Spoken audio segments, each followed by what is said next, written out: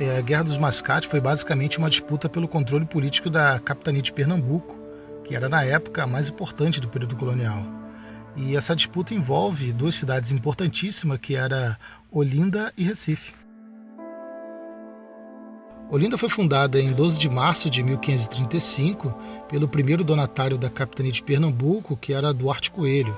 E ele escolhe esse nome em homenagem a uma personagem feminina de um livro de cavalaria muito lido por ele naquela época, chamado Amadis de Gaula.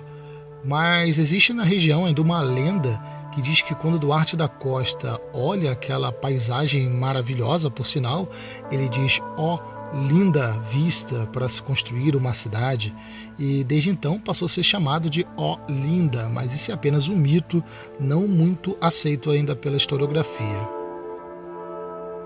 O que interessa mesmo é que Olinda se tornou a maior produtora de açúcar do mundo e, consecutivamente, a cidade mais próspera da colônia. Já Recife era um simples povoado de pescadores que fazia basicamente parte de Olinda. Ela, na verdade, só se torna uma cidade significativa quando os holandeses invadem Pernambuco, lá por volta de 1630, e ao invés de ocupar Olinda, que era o centro administrativo, eles resolvem construir outras cidades, como Recife. Além disso, os holandeses acabam fazendo muitas obras, como construção de palácios, pontes e até mesmo o próprio porto de Recife. Então Recife passa a ser um centro comercial bastante próspero, habitado por comerciantes portugueses que curiosamente recebiam o apelido de mascates. E esses comerciantes eles vendiam artigos de luxo como vinhos finos, sedas, veludos e outros produtos importados.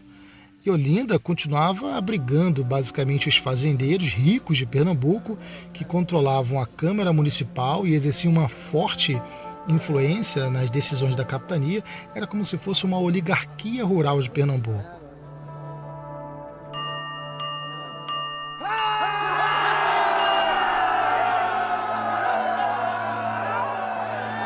Após 1654, quando os holandeses são expulsos de Pernambuco e o açúcar começa a perder o seu valor comercial, os fazendeiros de Olinda, eles consecutivamente passam a necessitar de empréstimo para continuar a produzir açúcar. E com a ausência dos holandeses, quem passou a fazer esses empréstimos eram os mascates, aqueles comerciantes portugueses de Recife.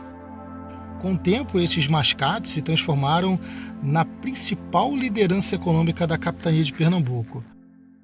Até que, finalmente, em 1703, Recife passa a ter o direito de representação na Câmara de Olinda.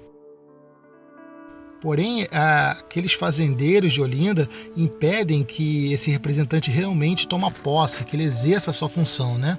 Então, cientes dos seus poderes econômicos, os mascates eles começam a pleitear uma certa autonomia política de Recife.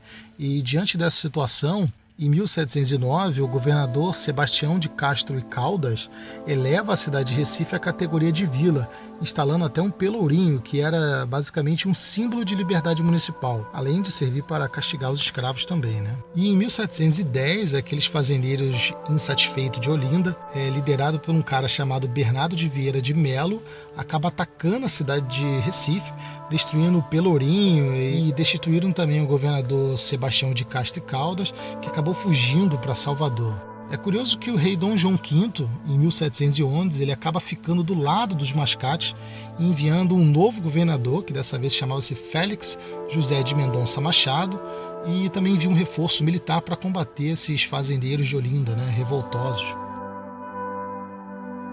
E no final, todos os envolvidos acabaram presos, inclusive Bernardo Vieira, que acabou levando a pior. Ele foi enviado para a prisão do Limoeiro, em Portugal, local em que ele acaba morrendo intoxicado por uma fogueira que ele se faz na própria cela para tentar se proteger do frio, né?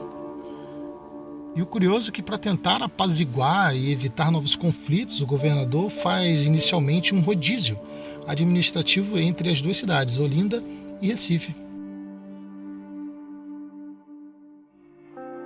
Essa foi mais uma revolta de caráter nativista e ela recebe esse nome por dois motivos básicos. Um, que os envolvidos de Recife era chamado de mascate, e o outro porque José de Alencar, esse grande escritor, escreve em 1873 um romance sobre esse assunto com o título de Guerra dos Mascates.